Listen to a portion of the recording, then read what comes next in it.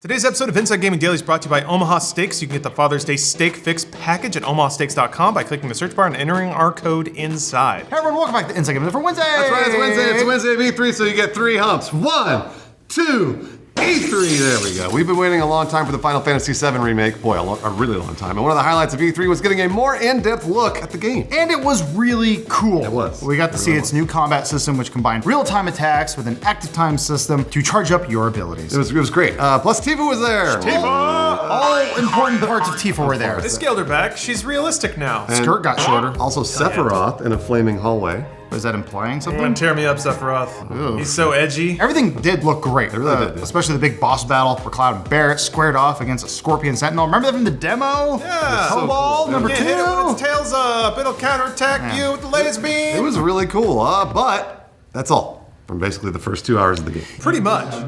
All right. There's a big shadow on Adam's face.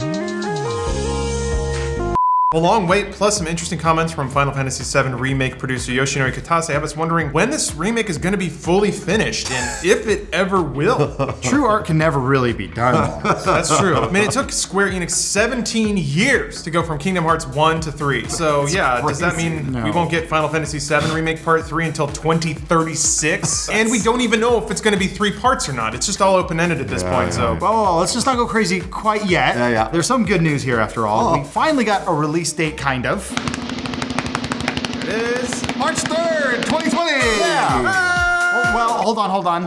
Put the arms back down. Okay. That's the first episode, Oh, gotcha. which is coming out March 3rd Okay, all of 2020. We know that it'll take place in the starting town of Midgar, and Square Enix says that it will be a full-size game in its own right with 2 Blu-ray discs worth of content. That's part 1. It's being billed as the first chapter, but it's a standalone game. But after that, Square Enix future plans get kind of fuzzy. Yeah, Lawrence, what's going on? Yeah, it sounds like they don't have any roadmap for how many games it'll take to finish this thing, which is That's not good. a little weird considering how long this game has already taken to make. It sounds like they're just kind of making it up as they go along because, yeah, it's a video game. It's not like this is a book or like exists in stone tablets somewhere. Yes, they're making it up as they go. They have a giant piece of reference material in the form of 3 discs called Final Fantasy VII. I mean, the game does exist, but it's almost useless at this point based on how they're approaching the remake. So at E3, Final Fantasy VII Remake producer Yoshinori Kitase talked about the size of the job they took on, saying, quote, "We knew obviously it was going to be a large amount of content. To do the whole story was going to be huge. So it's big, we get it. The first game was on 3 discs. There was a lot of talking, a lot of drama. That's when Kitase dropped some interesting statements. He said they decided to focus the first game on Midgar, but added, quote, "We can't say anything more about future games after that because we don't know ourselves, really. We really are still fleshing out that process and fleshing out what we're going to do for the second game in the project and what kind of story is going to be in that. So we really can't tell you." So I guess we'll look forward to this game being completed in somewhere in like 2050. I have no plans between then, so let's just chill, yo.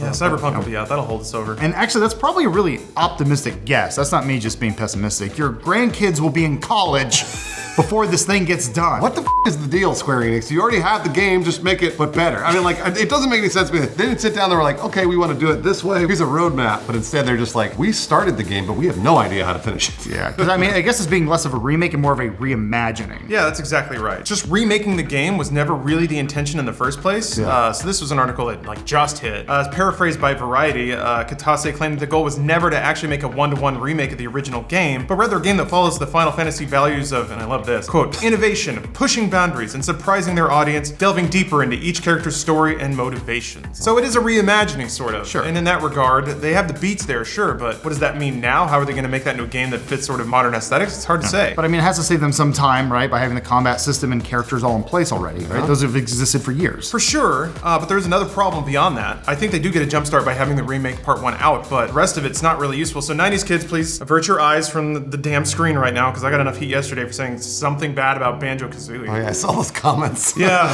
when it comes to Final Fantasy VII, most people think about Midgar. It's where the game starts, it's the most thematically different. It was really cool for the time it came out. It's this awesome, magical, technical, cyberpunky 90s anime city. It makes sense that the first part of Final Fantasy VII Remake would focus entirely on that city, because that's what most people remember when it comes to that game. But when you leave, the game's tone shifts pretty dramatically, kind of like what you were talking about, Adam. It moves back towards traditional Final Fantasy at that point. It is big open fields, it's medieval towns, it's a lot of text, it's a lot of very fuzzy plot details. I don't know, not only can Square Enix not reuse any of the Midgar assets in a part 2, but they also have to deal with the fact that part 2 is going to be pretty different than part 1, and it's a different product that might land years after the first remake hits. But they can reuse the game mechanics and all the characters they made. I mean, something right? there. They have a foundation at least, right? That's true. There is a foundation there that they can build off of, but they have to remake all the content, and they have to remake the story and the beats and the flow of everything. I think if they just follow one for one the beats of the original Final Fantasy VII, it's going to be a very strange game. It'll just feel old and disconnected. The second you leave Midgar, Cloud sits everyone down in calm and he's like, okay, let me tell you about the backstory of this game, and it takes about 45 minutes. So if they start part 2 with that, people are just going to toss it in the trash and walk away. So how do they adapt that to an audience that may not be prepared for, or even remember how abrupt that shift in tone was? Yeah. I mean, especially when parts 1 and 2, maybe several years removed. This is perfect for me, because if I buy the first one, I probably like it. It looks awesome. I'll play it. 4 years down the line, I'm not going to give a like, I'll be like, what? I played that game? Like, I don't remember that. Like, I'm playing Apex Legends 5 or whatever, you know? Like, so how do you think they're going to adapt that? I mean, I'm sure they don't know either. And that's why we're getting this refreshing honesty from Kitase, to be honest. I don't think anyone at Square has a really good understanding of how that process is going to work yet. They're just trying to get this product out the door because they promised they would make it, and they have to recoup money on all the time they put into it. So after that happens, then they'll figure out how to deal with those problems once they maybe sleep a little bit. These guys have the best job in the world because they can tell their bosses it's going to take 15 years, and they keep getting a paycheck. Tough audience to please, though. It is. The Final Fantasy diehards. I can't wait until the game comes out and for all the Reddit posts. This game is trash. It's shit on the legacy of Final Fantasy VII. How could Square do this to us? Oh, I can't wait. Get your drafts ready. I wanna see it day and date. I'm gonna commend them for trying. Is that okay? With all that, we might have a better understanding of why it's taking so damn long in the first place to even get to this point with a release date. This remake's been a long time coming. Remember way back in E3 of 2005 when Sony showed off a tech demo of the game's opening scene on PlayStation 3 hardware. I do remember that. They got everyone, including myself, all lathered up. And then 4 years ago, finally, the remake was officially announced at E3. But once again, I was one of the people who didn't get super excited because I'm like, this is never coming out. Well, they got you. This is coming Square. out March 3rd, No. 2020. We didn't hear much after that for a really long time, almost 2 years after the game was unveiled at E3. Kitase gave a progress update, and he said that they were still working on the scene from the announcement trailer. Specifically said, quote, "We're currently brushing up the scene from the announcement trailer. We can now see the line of quality that we're aiming for more clearly, but there's still ways to go." A real long way. All the way.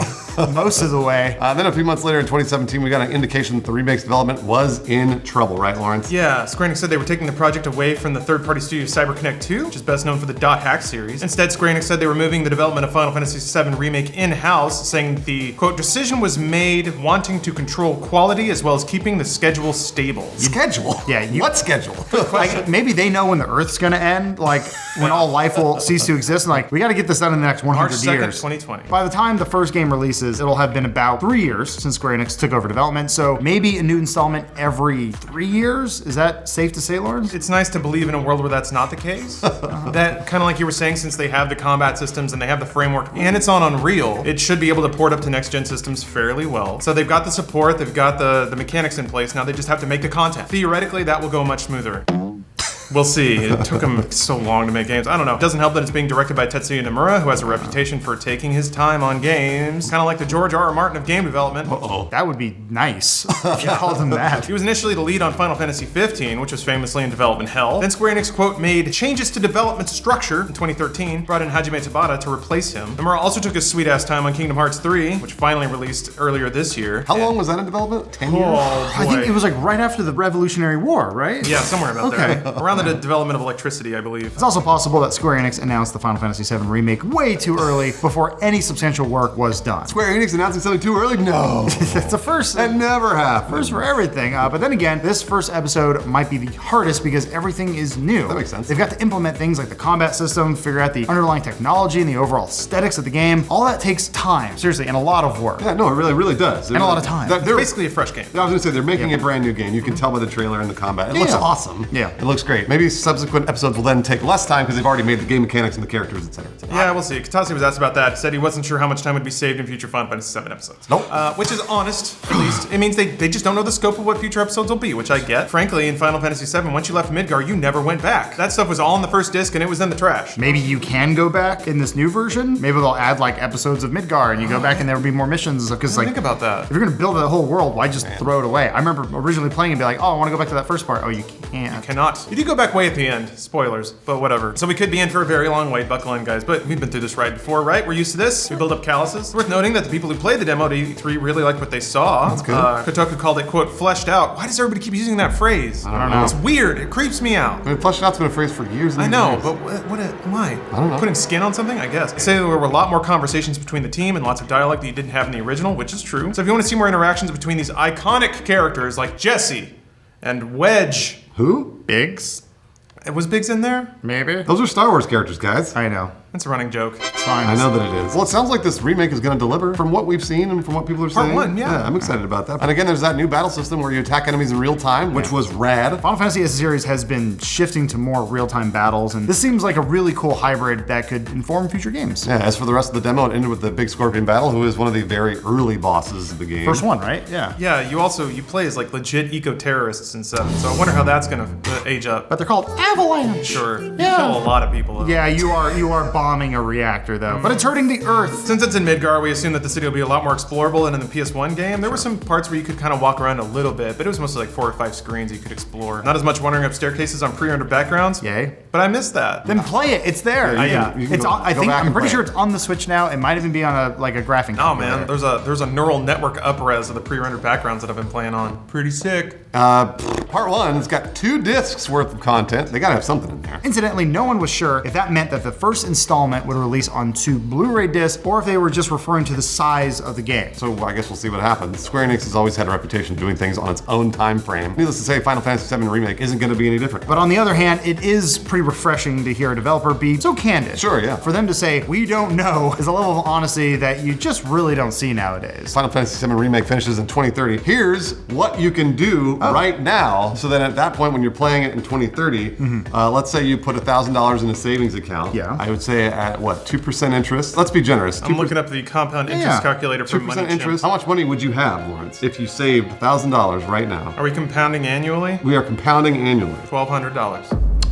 Not bad. 2%. What are we going to do with your $1,200 in 2030? Well, first of all, inflation is going to go way up, so it's basically worthless. You can probably buy some protein paste. You might be able to move to Mars. Cricket bar. I mean, I'm going to be on hospice, but that's fine. What? In 10 years from now? We look forward to seeing you in the future. In 2030. Today's episode of Inside Gaming Daily is brought to you by Omaha Steaks. We've been talking a lot about living in the future. We're all going to be there soon, but you can be there now with Omaha Steaks because there's nothing more futuristic than getting a box full of delicious freezer meats delivered right to your door or to your father's door, courtesy of the Father's Day Steak Fix package. This is a $235 value that you can get for 74% off. That's only $59.99. And let me list what you're gonna get in that. 2 filet mignons, 2 top sirloins, 2 pork chops, 4 Omaha Steaks burgers, 4 gourmet jumbo franks, 4 chicken fried steaks, still going here, all beef meatballs, still going, 4 chicken breasts, 4 caramel apple tartlets, and packet of Omaha Steaks signature seasoning. And we're not done. That's right, 4 extra Omaha Steaks burgers for free, all in the Father's Day Steak Fix package. Again, $235 value, yours for only $59.99. What's more futuristic than that? The answer is nothing, except the Final Fantasy VII Remake, but we don't have this. We have this right now.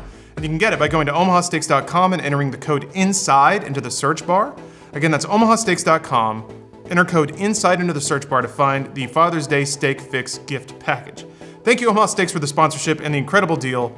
I'll be eating through it for the rest of my life. World DLC. Which on any other day would have been well and good, but oh my God, Eris is back, She's Lauren. back! Are we saying Eris or Aerith? We gotta put that foot down now. That's the thing, like, Brian was writing that in the script. I think he was trying to trap you guys. A bit of a honeypot So there. is it Aerith or Eris? It's Eris, because we live in America. Just when I thought I was done caring about that game,